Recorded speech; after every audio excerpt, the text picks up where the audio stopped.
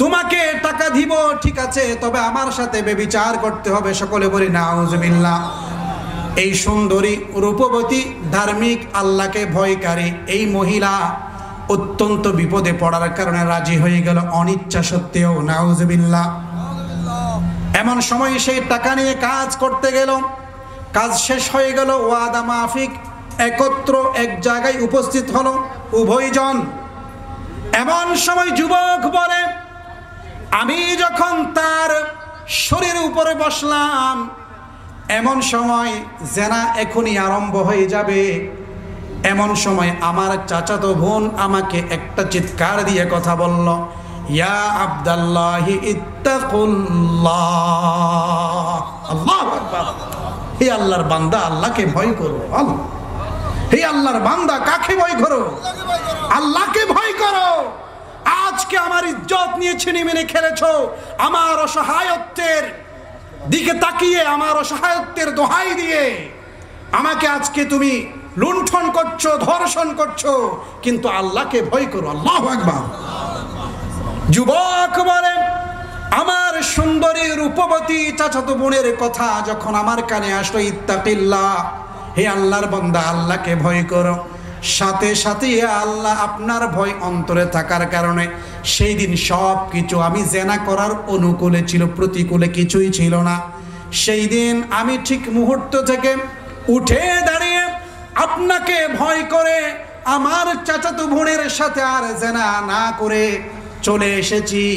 এবং শুধু তাই নয়, যে টাকাগুলি তাকে দিয়েছিলাম সেগুলো তাকে আমি হাদিয়া স্বরূপ দিয়ে দিয়েছি, রিটার্ন করি নাই। সুবহানাল্লাহ।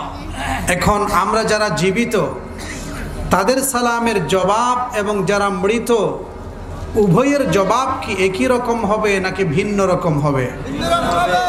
এই জন্য আবার সালাম দিচ্ছি, সালামের জবাব দিবেন, প্রমাণ করবেন যেন আমরা জীবিত, ঠিক না? আসসালামু আলাইকুম ওয়া রাহমাতুল্লাহি ওয়া বারাকাতুহু। আলহামদুলিল্লাহ। এতক্ষণে মনে হলো আমরা কোনো ইসলামী মাহফিলে, এখানে মুসলমানরা অবস্থান করছেন ইসলাম শিখার জন্য, কোরআন শিখার জন্য, দিন শিখার জন্য। সুবহানাল্লাহ। আমাদের রাসূল করিম সাল্লাল্লাহু আলাইহি ওয়াসাল্লামের সবচাইতে গুরুত্বপূর্ণ যে গুণ আল্লাহ পাক তাকে স্পেশাল ভাবে দান করেছেন, সে স্পেশালি গুণটির নাম হলো আল খুলুকুল হাসান। আল খুলুকুল হাসান, সুন্দর চরিত্র। সুবহানাল্লাহ। কারণ পৃথিবীতে কোন নবী, কোন রসুল, কোন নেতা যখন কেউ নবুয়তের দাবিদার হয়, আল্লাহ পাক তাকে, যাকে নবী হিসেবে প্রেরণ করেন, সর্বপ্রথম যেই কাজটি আল্লাহ পাক করেন, তার চরিত্র জন্ম থেকে নিয়ে পুরো মৃত্যু পর্যন্ত তার চরিত্রটি সুন্দর রাখেন। সুবহানাল্লাহ। পৃথিবীতে মানুষের গুণ,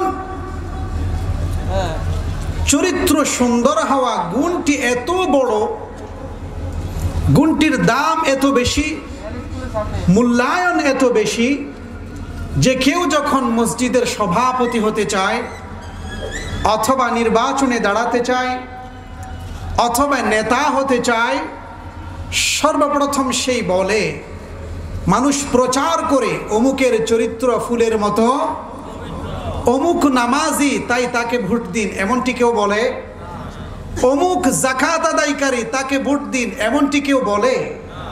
বলে না।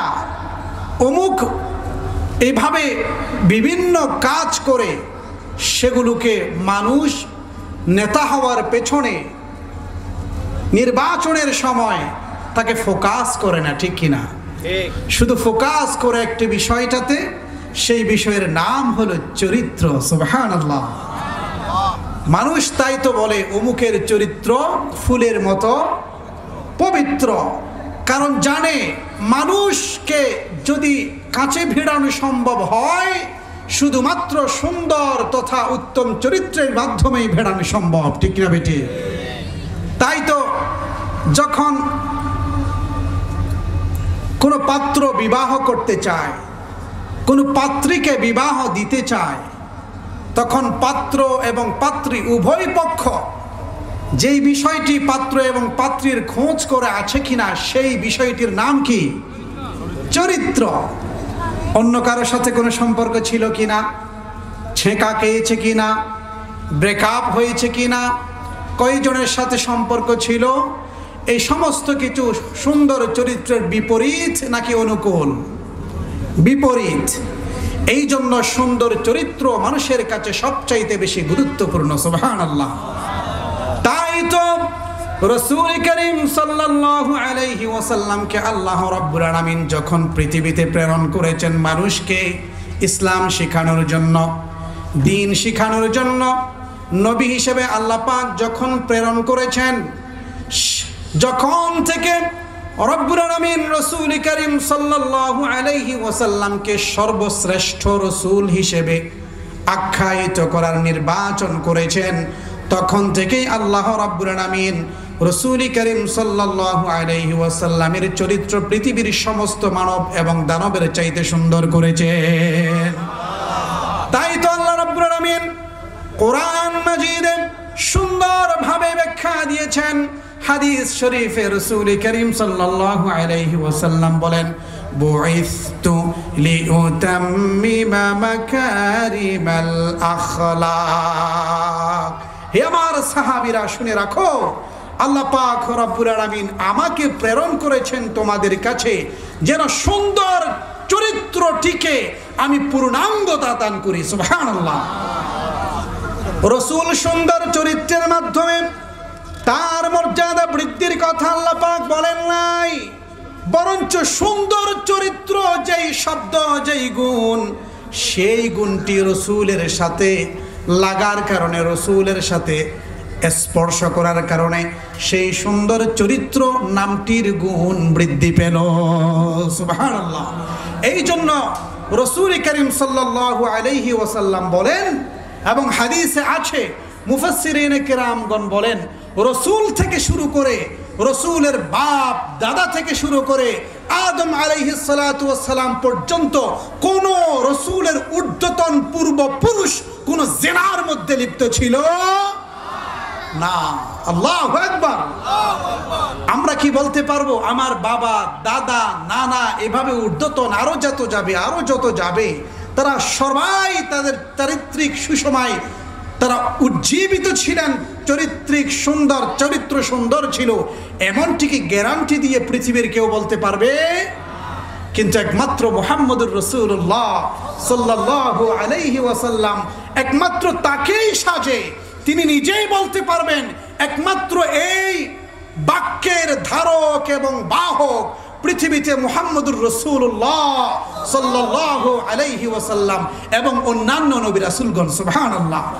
তাই তো আল্লাহ পাক রব্বুল আলামিন রাসূল করিম সাল্লাল্লাহু আলাইহি ওয়াসাল্লামের চারিত্রিক সুষমার সার্টিফিকেট দিয়েছেন। আল্লাহ পাক কোরআন মাজিদে বলছেন, ওয়া ইন্নাকা লাআলা খুলুকিন আযীম ফাসাতুবসিরু ওয়া ইউবসিরুন বিআইয়িকুমুল মাফতুন। আল্লাহ পাক বলেন, ইয়া রাসূলুল্লাহ ওয়াল কলামি, কলমের শপথ। এটা কোন কলম? যেই কলম বলা হয়, মানুষ যেই কলম দিয়ে লিখে, ইংরেজিতে বলা হয় পেন, কলম, সেই কলমের শপথ করে বলছি, পৃথিবীতে আমরা যেই কলম দিয়ে লিখি এটা সেই সাধারণ কলম নয়। আল্লাহ রাসূল সাল্লাল্লাহু আলাইহি ওয়াসাল্লাম মিরাজের রজনীতে, রজব মাসে, সামনের মাস হলো রজব মাস, মনে আছে? এই রজব মাসের 27তম রজনীতে যখন তিনি মিরাজে গিয়েছিলেন, তখন তিনি সিদরাতুল মুনতাহা পেরিয়ে আরো উপরের দিকে যখন উঠলেন, তখন তিনি খসখস একটি কলমের শব্দ শুনতে পেলেন।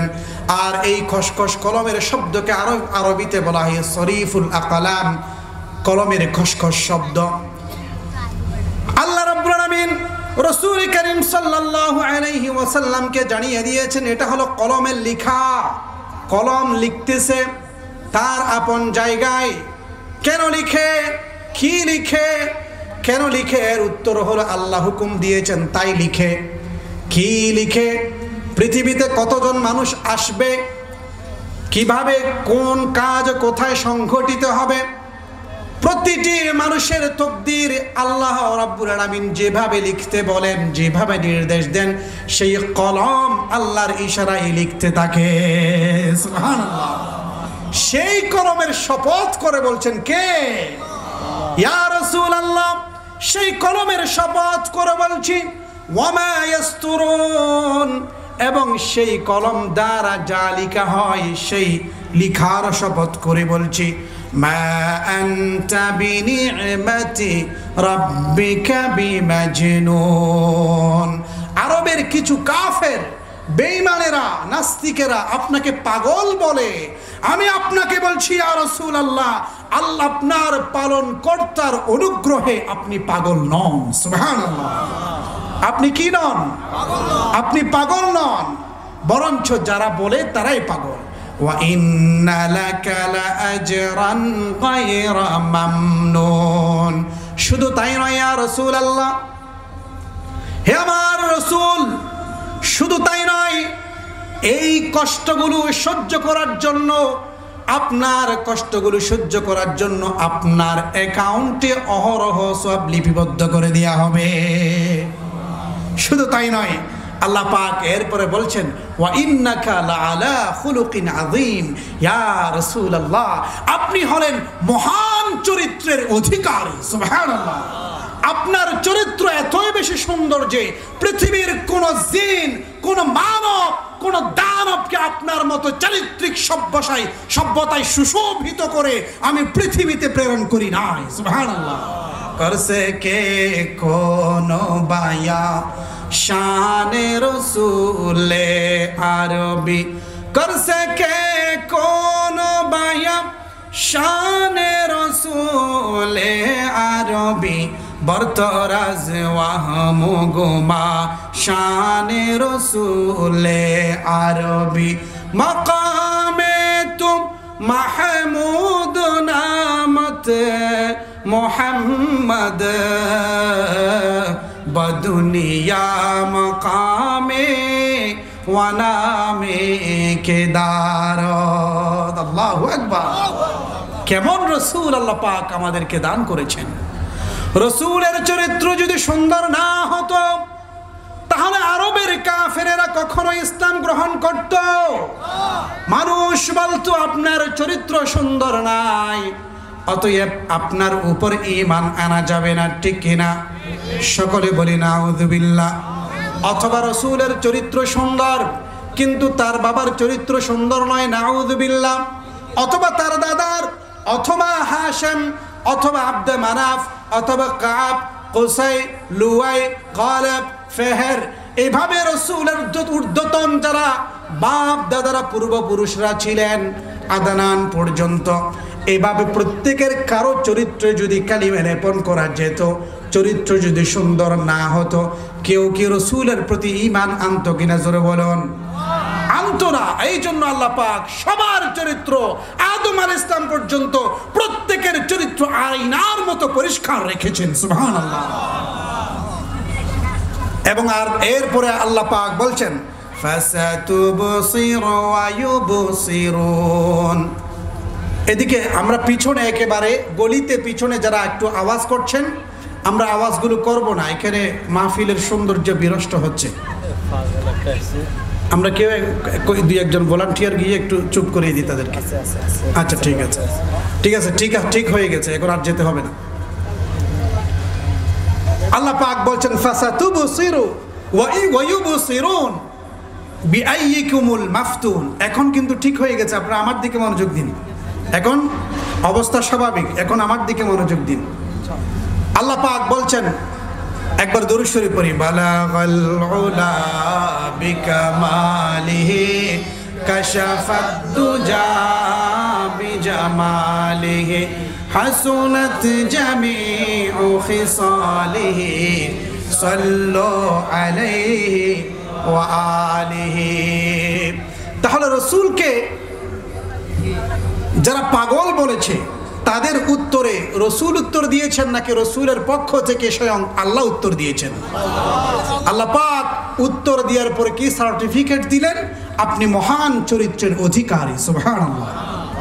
এবং বলছেন ফাসাতুবসিরু ওয়া ইউবসিরুন, অচিরেই আপনি দেখতে পাবেন এবং তারাও দেখতে পাবে, বিআইয়িকুমুল মাফতুন, তোমাদের মধ্য থেকে কে পাগল, সুবহানাল্লাহ। তোমাদের মধ্য থেকে কে পাগল, সে কে? কারা দেখবে? সবাই দেখতে পাবে। আল্লাহ পাক এরপরে বলছেন ফালা তুতি'ল মুকাজ্জিবিন। এইভাবে একের পর এক কথা আল্লাহ পাক রাসূলকে বলতে বলতে শেষ পর্যন্ত বলে, ইয়া রাসূলুল্লাহ, যারা আপনাকে পাগল বলে আপনি তাদের বংশ পরিচয় যখন জানতে পারবেন, বংশ পরিচয়ের যখন খোঁজ খবর নেবেন, তখন আপনি দেখতে পাবেন যে তারা জারস সন্তান। আল্লাহু আকবার। আপনার চরিত্র নিয়ে যারা প্রশ্ন করবে তাদের ব্যাপারে আপনি দেখবেন উতুল্লিম বাদা যালিকা জানিন, তারা অবশ্যই জারস সন্তান। যারা সন্তান তারা একমাত্র রাসূলের চরিত্রে কালিমা লেপন করতে পারে, আর যারা সন্তান নয়, সঠিক সন্তান, তারা কখনোই রাসূলের বিরুদ্ধে কালিমা লেপন করতে পারে না। অতএব আমাদেরকে রাসূল, আজকের আলোচনায় বিষয়বস্তু হলো আমাদেরকে সুন্দর চরিত্রে চরিত্রবান হতে হবে, ঠিক কিনা? আমরা হতে চাই কি চাই না? আমাদের চরিত্র হতে হবে সেই রকম রাসূলের চরিত্র ছিল যেই রকম। সকলে বলি আমিন। এখন সুন্দর চরিত্রবান আমরা কেন হব? আমরা সবাই কি চাই না চাকরি না করে বেতন পাওয়া? এখন যদি সরকার ঘোষণা দেয় রেলওয়েতে যারা চাকরি করেন কোনো চাকরি করতে হবে না, করোনা ভাইরাসের মতো, ঠিক না? করোনা ভাইরাসের লকডাউন ছিল না, চাকরি করতে হবে না, ঘরে বসে বসে কি টাকা চলে আসবে, বেতন চলে আসবে।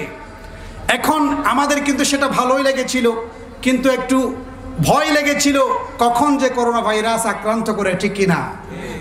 এই ভয় ব্যতীত কিন্তু সবাই সুখেই ছিলাম, কোনো কাজ করতে হবে না, প্রতি মাসের শেষে আমার অ্যাকাউন্টে বেতন চলে আসবে। এই রকম কথা রাসূল সাল্লাল্লাহু আলাইহি ওয়াসাল্লাম আমাদেরকে একটা উপহার দিয়েছেন। রাসূল বলেন কোন ব্যক্তি তেমন কোনো আমল করতে হবে না, রোজা রাখতে হবে না কষ্ট করে। রমজান মাসের রোজা নাকি অন্য মাসের রোজা বলছে? রমজান মাসের রোজা কিন্তু রাখতেই হবে। নামাজ পড়তে হবে না, এর অর্থ হলো অতিরিক্ত নামাজ, 5 ওয়াক্ত নামাজ তো পড়তেই হবে। এই রকম কাজ যদি শুধুমাত্র তার চরিত্র যদি সুন্দর হয়, বেশি নামাজ পড়া লাগবে না, 5 ওয়াক্ত পড়লে হবে। বেশি রোজা লাগবে না, শুধু 1 মাস রোজা রাখলে হবে। এভাবে যদি কোনো ব্যক্তি সুদ না খায়, ঘুষ না খায়, নিজের চরিত্র যদি সুন্দর রাখে, রাসূল সাল্লাল্লাহু আলাইহি ওয়াসাল্লাম বলেন কিয়ামতের মাঠে ওই সুন্দর চরিত্রের সার্টিফিকেট যখন মিজানের পাল্লায় রাখা হবে, তখন আল্লাহ রাসূল বলছেন পৃথিবীর সবার চাইতে সুন্দর চরিত্রের সওয়াবের কারণে মিজানের পাল্লায় একেবারে নিচে নেমে যাবে। শুধু তাই নয়, রাসূলুল্লাহ সাল্লাল্লাহু আলাইহি ওয়াসাল্লাম থেকে আম্মা জান আয়েশা সিদ্দিকা রাদিয়াল্লাহু তাআলা আনহা বর্ণনা করেন, তিনি বলেন আমি রাসূল থেকে শুনলাম ইন্নাল মুমিনা লা ইউদরিকু বিহুসনি খুলুকিহি দারাজাতা কাইমিল লাইলি ওয়া সাইমিন নাহার। আল্লাহ রাসূল বলেন, হযরত আয়েশা সিদ্দিকা বলেন আমি রাসূল সাল্লাল্লাহু আলাইহি ওয়াসাল্লাম থেকে শুনেছি কোন ব্যক্তি যখন, কোন মুমিন যখন তার চরিত্র সুন্দর করে ফেলে, জিনা করে না, ব্যভিচার করে না, পর নারীর দিকে চোখ তুলে তাকায় না, সুদ খায় না, ঘুষ খায় না, অন্যায় করে না, এভাবে মানুষের সাথে খারাপ আচরণ করে না, এবার মা বাবার সাথে অসৎ ব্যবহার করে না, 5 ওয়াক্ত নামাজ আদায় করে, এই সমস্ত কিছুই হলো সুন্দর চরিত্রের এক একটি অংশ, ঠিক কিনা? এমন সুন্দর চরিত্রের অংশে যদি অংশ যদি কোনো মুমিন ব্যক্তির থাকে, রসূল বলেন, আম্মা জান আয়েশা সিদ্দিকা বলেন, রসূলকে আমি বলতে শুনেছি, তাহলে ওই ব্যক্তির সুন্দর চরিত্র কিয়ামতের মাঠে পুরো বছর রোজা রাখলে যে সওয়াব হবে তার আমলনামায় তা লিখে দেওয়া হবে। এবং পুরো রাত, পুরো জীবন, এইভাবে পুরো জীবন দাঁড়িয়ে দাঁড়িয়ে রাত্রে নামাজ আদায় করলে না ঘুমিয়ে যেই সওয়াব, সেই সওয়াব তার আমলনামায় লিখে দেওয়া হবে। সুবহানাল্লাহ। সুন্দর চরিত্র হলো যে কোনো কিছুর বিপদ আপদ থেকে মুক্তির একটা উপায়। সুবহানাল্লাহ। এমন একটি ঘটনা ঘটেছে কোথায়? বনি ইসরাইলের 3 জন মানুষ, বনি ইসরাইল মানে ইয়াকুব আলাইহিস সালাতু ওয়াস সালামের আওলাদ, মুসা আলাইহিস সালামের উম্মত। 3 জন ব্যক্তি একদা একটি সফরে বের হয়েছিলেন। সেখানে হঠাৎ একটি মরুভূমিতে গিয়ে ঝঞ্ঝা চলে আসলো, তুফান চলে আসলো। তুফান থেকে বাঁচার জন্য তারা একটি গর্তের ভিতর আশ্রয় নিয়েছিলেন। এমন সময় বাতাসের তীব্রতার কারণে সেই গর্তের মুখে বিশাল একটি পাথর ঢাকনা স্বরূপ চলে এসেছে। তুফান শেষ হলো, আর বের হতে পারে না।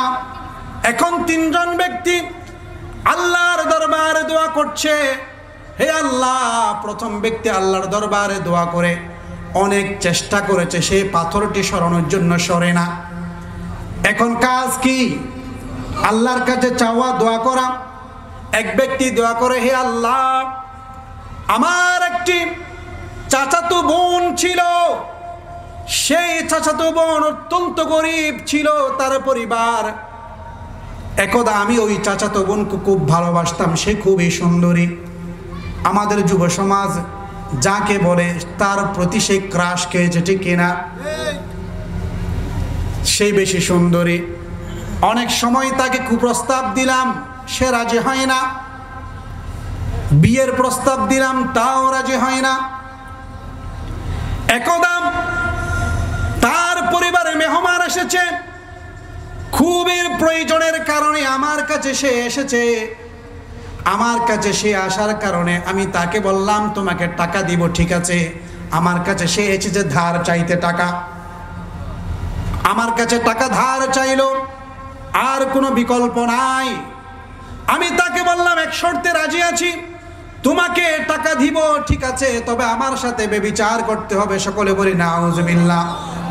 এই সুন্দরী, রূপবতী, ধার্মিক, আল্লাহকে ভয়কারী এই মহিলা অত্যন্ত বিপদে পড়ার কারণে রাজি হয়ে গেল, অনিচ্ছা সত্ত্বেও। নাউজুবিল্লাহ। এমন সময় সেই টাকা নিয়ে কাজ করতে গেল, কাজ শেষ হয়ে গেল, ওয়াদা মাফিক একত্র এক জায়গায় উপস্থিত হলো উভয়জন। এমন সময় যুবক বলে, আমি যখন তার শরীরের উপরে বসলাম, এমন সময় জেনা এখনই আরম্ভ হয়ে যাবে।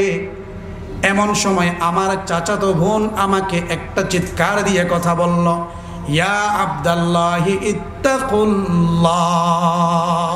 আল্লাহু আকবার। হে আল্লাহর বান্দা, আল্লাহকে ভয় করো। হে আল্লাহর বান্দা, কাকে ভয় করো? আল্লাহকে ভয় করো। আজকে আমার ইজ্জত নিয়ে ছিনিমিনি খেলেছো, আমার অসহায়ত্বের দিকে তাকিয়ে, আমার অসহায়ত্বের দোহাই দিয়ে আমাকে আজকে তুমি লুণ্ঠন করছো, ধর্ষণ করছো, কিন্তু আল্লাহকে ভয় করো। আল্লাহু আকবার। যুবক বলে, আমার সুন্দরী রূপবতী চাচাতো বোনের কথা যখন আমার কানে আসলো, ইত্তাকিল্লাহ, হে আল্লাহর বান্দা, আল্লাহকে ভয় করো।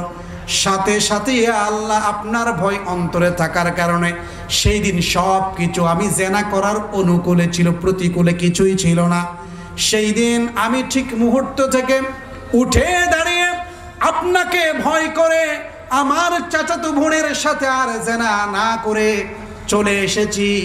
এবং শুধু তাই নয়, যে টাকাগুলি তাকে দিয়েছিলাম সেগুলো তাকে আমি হাদিয়া স্বরূপ দিয়ে দিয়েছি, রিটার্ন করি নাই। সুবহানাল্লাহ। হে আল্লাহ, শুধুমাত্র আপনাকে ভয় করেই জেনা করি নাই, চরিত্র সুন্দর রেখেছি। আপনি যদি এই আমলটিকে পছন্দ করেন, এই গুহার ভিতরে যেই পাথর ঢুকে পড়েছে একটু সরিয়ে দিন। এই দোয়াটি করার সাথে সাথে হাদিসে রাসূল পাক সাল্লাল্লাহু আলাইহি ওয়াসাল্লাম বলে ওই পাথর সামান্য সরে গেল। সুবহানাল্লাহ। দ্বিতীয় ব্যক্তি আল্লাহর কাছে দোয়া করছে, দোয়া শুরু করেছে, হে আমার প্রতিপালক, আমার মা ছিলেন, আমি আমার মাকে খুব বেশি ভালোবাসতাম এবং আমি দুধ দোহন করে, দূর থেকে গিয়ে দুধ দোহন করে আমার মাকে খাওয়াতাম।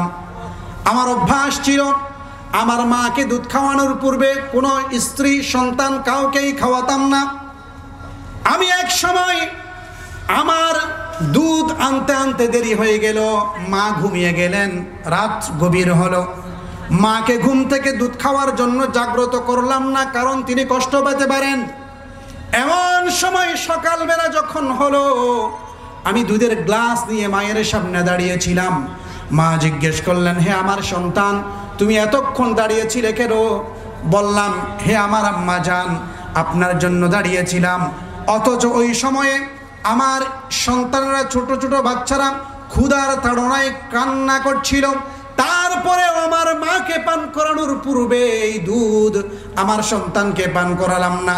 হে আমার প্রতিপালক, এই কাজটি শুধুমাত্র আপনার সন্তুষ্টির জন্য করেছিলাম। যদি আপনার সন্তুষ্টির জন্য করে থাকি তাহলে এই গুহার ইটখানা পাথরখানা একটু সরিয়ে দিন। সুবহানাল্লাহ। আল্লাহ পাক সরিয়ে দিলেন। সুবহানাল্লাহ। ও গো মা, তুমি এই ধরনের শ্রেষ্ঠ নিয়ামত, তোমারই পদ তলে রয়েছে জান্নাত, তোমারই পদ তলে রয়েছে জান্নাত। এই পৃথিবী থাকতো ও গো ফুল পাখিহীন, এই পৃথিবী থাকতো ও গো মায়ামোহহীন, যদি না পেত তোমার মায়ারি হাত, যদি না পেত তোমার মায়ারি হাত। ও গো মা, তুমি এই ধরনের শ্রেষ্ঠ নিয়ামত, তোমারই পদ তলে রয়েছে জান্নাত, তোমারই পদ তলে রয়েছে জান্নাত। আল্লাহু আকবার। পৃথিবীতে মা শব্দের মতো দামি শব্দ আর আছে? নাই। পৃথিবীতে যত অবিধান আছে, আছে তাতে যত শব্দ, তুমি সকল শব্দ যদি আমাকে দাও, বিনিময়ে মা শব্দটি যদি চাও, আমি দেব না, আমি দেব না, দেব না, তুমি ফিরে চলে যাও। ঠিক কি না? মা শব্দের মতো মধুর মমতা আর কোন শব্দ নেই। আল্লাহু আকবার। গুহা থেকে সেই পাথরটি আরো সামান্য সরে গেল, এখনো পূর্ণ একজন মানুষ বের হওয়ার মতো উপক্রম হলো না। তৃতীয় ব্যক্তি আল্লাহর দরবার দোয়া করতে লাগলো, হে আমার প্রতিপালক, আমি একজন মালিক, আমার আন্ডারে অনেকগুলো চাকর চাকরি করত। একদা আমার এক চাকর তার কিছু টাকা না নিয়ে চলে গেল। তার টাকা আমার কাছে ছিল, আমি চিন্তা করলাম এই টাকা আমি তার জন্য ব্যবসায় খাটাই। একটা ছাগল কিনেছিলাম, সেই ছাগল বাচ্চা দিয়েছে, আরো হয়েছে, আরো বৃদ্ধি পেয়েছে, এভাবে ছাগলের একটি ঝাঁক হয়ে গেল।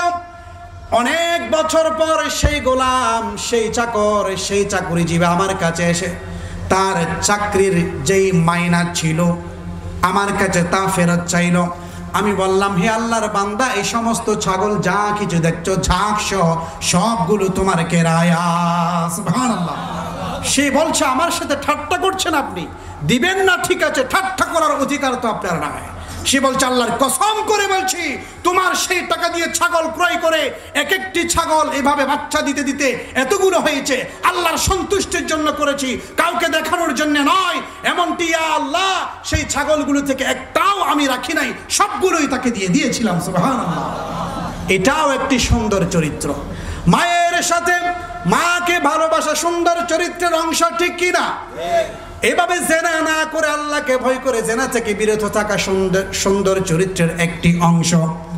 এইভাবে তার কেরায়াত তার মাইনা থেকে না কেটে তারগুলো কাজে লাগিয়ে ব্যবসায় খাটিয়ে এভাবে আরো বৃদ্ধি করে তাকে ফেরত দেওয়াও একটি সুন্দর চরিত্রের অংশ। সুবহানাল্লাহ। এই জন্য আল্লাহ পাক এভাবে দোয়া করার পরে পুরো পাথরখানা সেখান থেকে সরিয়ে দিলেন, প্রত্যেকজন সেখান থেকে বের হয়ে গেলেন, মুক্ত লাভ করলেন। সুবহানাল্লাহ। এই জন্য সুন্দর চরিত্রবান ব্যক্তি সুন্দর চরিত্রের অজুহাত দিয়ে আখিরাতে যেমন আল্লাহ পাক মুক্তি দিবেন, ঠিক তেমনি ভাবে দুনিয়াতেও আল্লাহ পাক সুন্দর চরিত্রের কারণে মানুষকে নানান বিপদ আপদ থেকে আল্লাহ পাক মুক্ত রাখবেন। সুবহানাল্লাহ। সুন্দর চরিত্রের একটি অংশ হলো নম্রতা, ভদ্রতা। নম্রতা ভদ্রতা আল্লাহর খুবই একটি প্রিয় গুণ।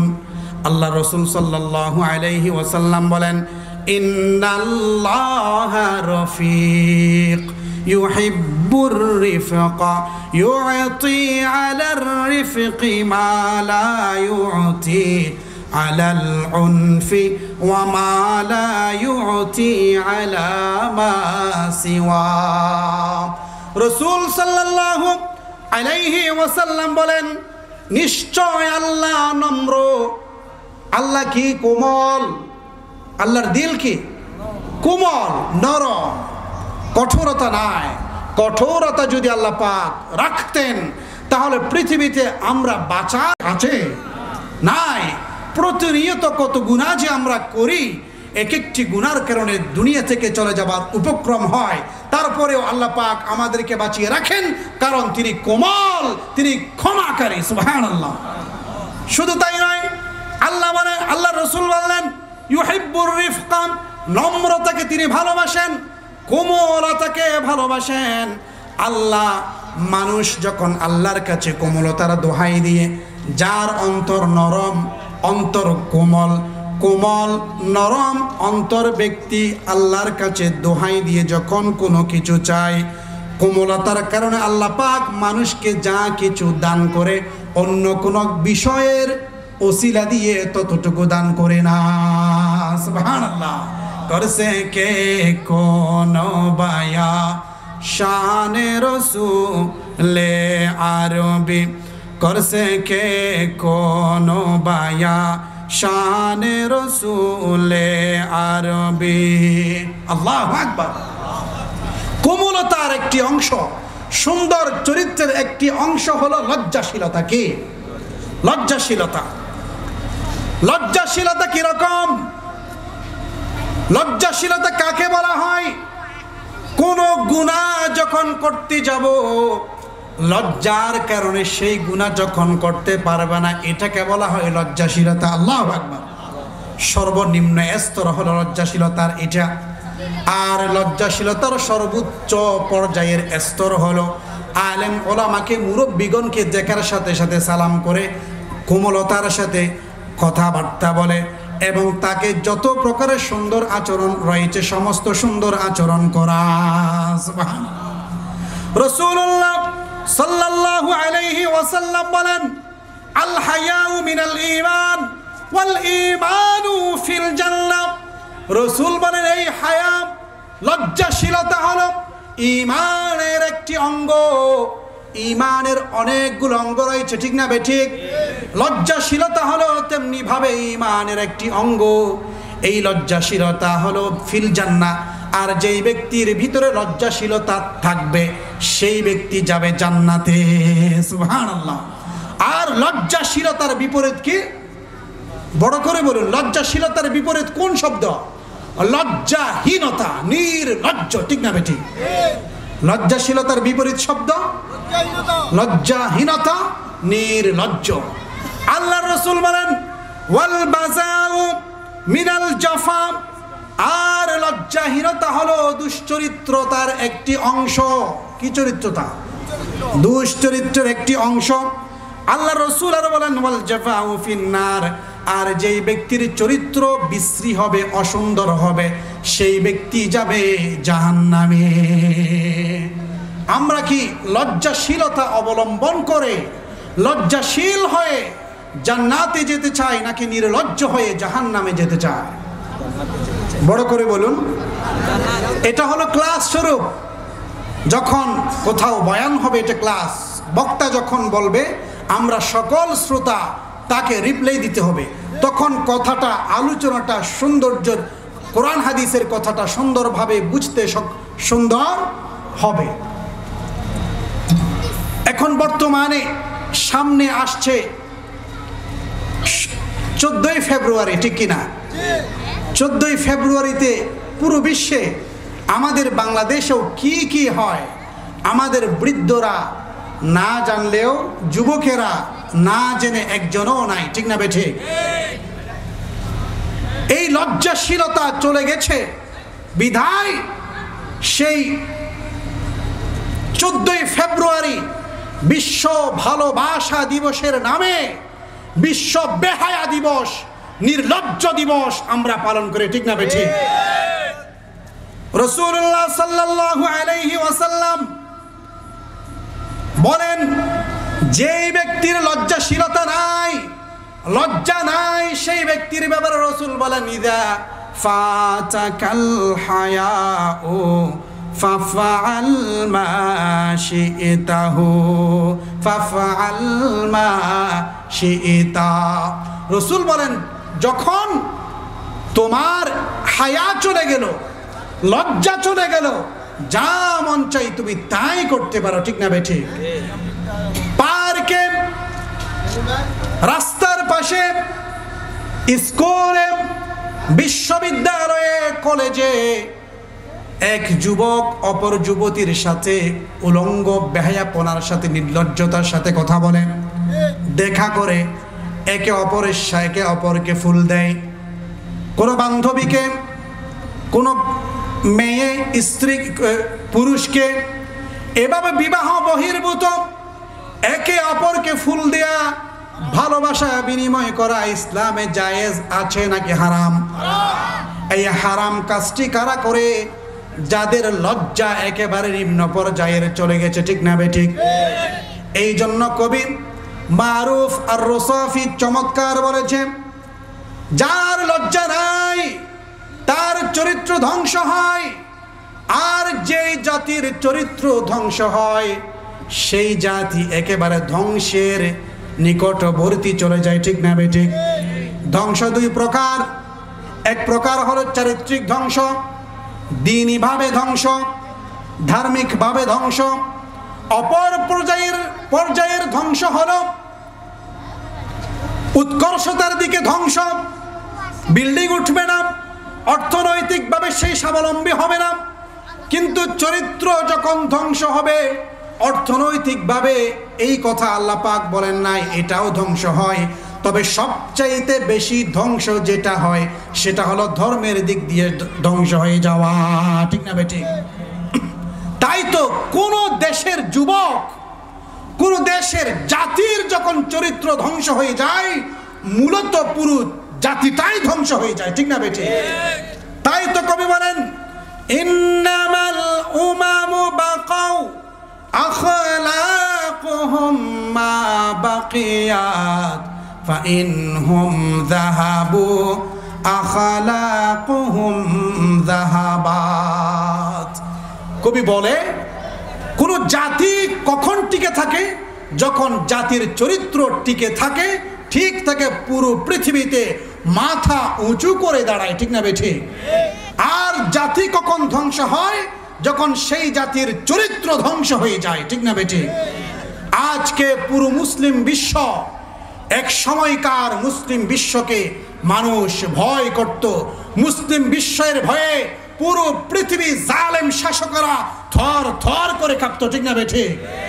কারণ তাদের চরিত্র সুন্দর ছিল, তারা নারী লোভী ছিল না, তাদের কাছে ভ্যালেন্টাইন্স দিবসের আগে রোজ ডে ছিল না, চকলেট ডে ছিল না, কিস ডে ছিল না, ঠিক না বেঠে? এই সমস্ত কিছু আমাদের যুব সমাজকে, মুসলিম যুব সমাজকে ধ্বংস করার জন্য, এবং মুসলিম যুব সমাজকে যদি ধ্বংস করা হয় তাহলে মুসলমানিত্ব মানুষের ক্ষেত্রে ধ্বংস হয়ে যাবে। বিদায় পাশ্চাত্য সভ্যতার অপপ্রচার হলো, নির্লজ্জতা হলো, তাদের অপসংস্কৃতির বিষাক্ত চুবল হলো। বাংলাদেশের তথা মুসলিম যুব সমাজকে যখন জিনার দিকে ঠেলে দেওয়া হয় তখন তাদের চরিত্র একেবারে লোপ পাবে, ঠিক না বেঠে? মানুষের চরিত্রের মতো মূল্যবান জিনিস আল্লাহ পাক আর কিছু সৃষ্টি করেন? কারণ আমরা তো জানি সমস্ত নবী রাসূলগণকে আল্লাহ পাক উত্তম চরিত্রবান হিসেবে সৃষ্টি করেছেন। শুধু তাই নয়, আমরা নিজেরাও বিয়ের সময়ে, এইভাবে নির্বাচনের সময়ে দোহাই দিয়ে অমুক ভাইয়ের চরিত্র ফুলের মতো। এই জন্য এই চরিত্রবান হওয়া অত্যন্ত আল্লাহর পক্ষ থেকে নিয়ামতের বিষয়, ঠিক না ঠিক? কিন্তু আফসোসের বিষয় হলো, দুর্ভাগ্যের বিষয় হলো, আমাদের মুসলমান সমাজ সেই দুশ্চরিত্রবান এত বেশি হয়েছে যে ইহুদি খ্রিস্টানকেও ছাড়িয়ে গেছে, ঠিক না বেঠি? তাই তো আফসোস করে কবি ইকবাল বলেন, ওয়াজা মে তুম হো নাসাব রাতু তামাদুন মে হুনুত, ওয়াজা মে তুম হো নাসাব রাতু তামাদুন মে হুনুত, ये मुसलमान है जिन्हें देखो के शर्माए यहूद। কবি ইকবাল আফসোস করে বলে যে তোমরা বেশভূষায় দেখতে, মুসলমানদের বেশভূষায় দেখতে এত বেশি ইহুদি খ্রিস্টানদের বেশভূষা ফলো করেছো যে, এবং তোমাদের চরিত্র এত বেশি নষ্ট হয়ে গেছে যে তোমাদের চরিত্র দেখে ইহুদি খ্রিস্টানরা পর্যন্ত লজ্জাবোধ করে, নাউজুবিল্লাহ।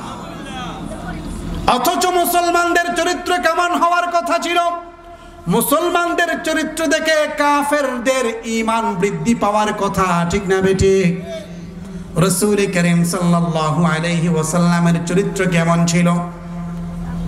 একদা রাসূল এক মরুভূমি দিয়ে যাচ্ছিলেন, সফর করছিলেন। 70-80 বছরের এক বৃদ্ধা মহিলা সেখানে একটি বোঝা নিয়ে বসে আছে। বসে থাকার পরে রাসূল তাকে দেখলেন। হে বৃদ্ধা মা, কোথায় যাবেন? বললেন, রৌদ্রের খরতাপের কারণে আমি ওই সামনের দিকে এগোতে পারছি না। আমার গ্রাম, ওই যে দূর গ্রাম দেখা যায়, সেটা হলো আমার বাড়ি, সেখানে যেতে চাই। রাসূল বলেন, আপনার বোঝা আমার কাঁধে দিন। আল্লাহু আকবার বলেন। বিশ্বনবী, দু জাহানের সরদার, ট্রাম্পের চেয়ে, জো বাইডেনের চেয়ে দামি কে? আমাদের নবী।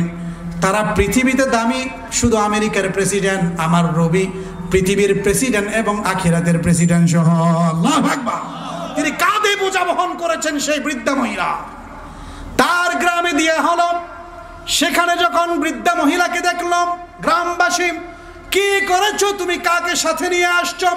যেই মুহাম্মদের ভয়ে, সে যেই মুহাম্মদ তার পরিবার, একজন মানুষকে পরিবার থেকে পৃথক করে ফেলে, স্বামী থেকে স্ত্রীকে পৃথক করে, বাবা থেকে সন্তানকে পৃথক করে, যেই মুহাম্মদ থেকে আমরা পালিয়ে বাঁচতে চাই, সেই মুহাম্মদকে তুমি সাথে নিয়ে আসছো কেমনে?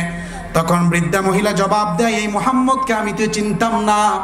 এই ব্যক্তি যে মুহাম্মদ, কারণ সেই যুগে কি ফেসবুক ছিল নাকি, টিভি ছিল নাকি?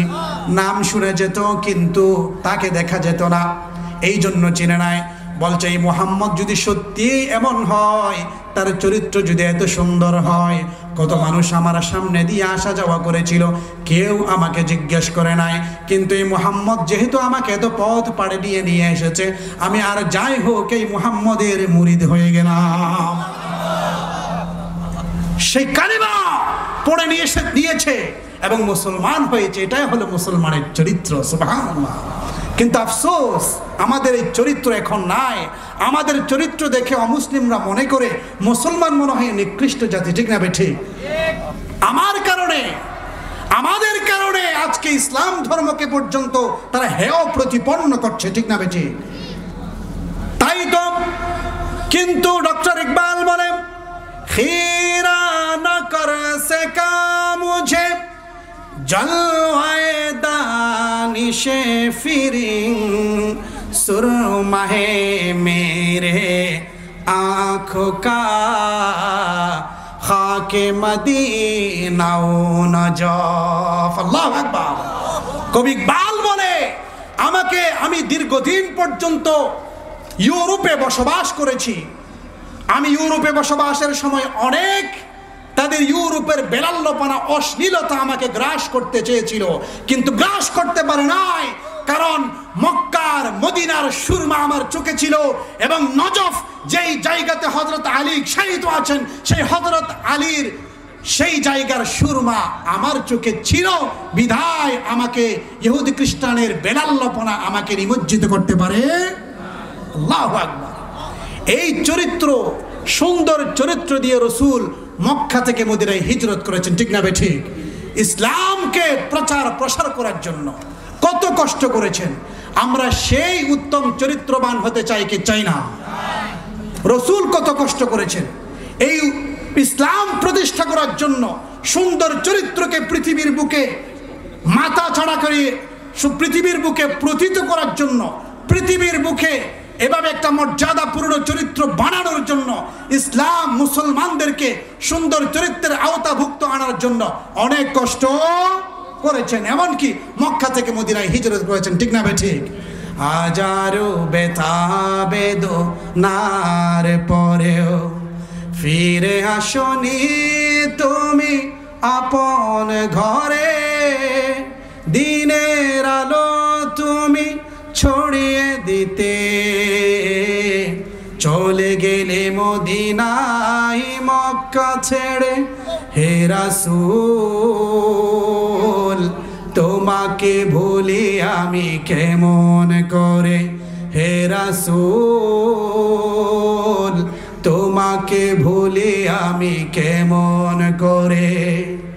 খেয়ে না খেয়ে দিন প্রচারের তরে নিজেকে দিয়ে ছবি নিয়ে।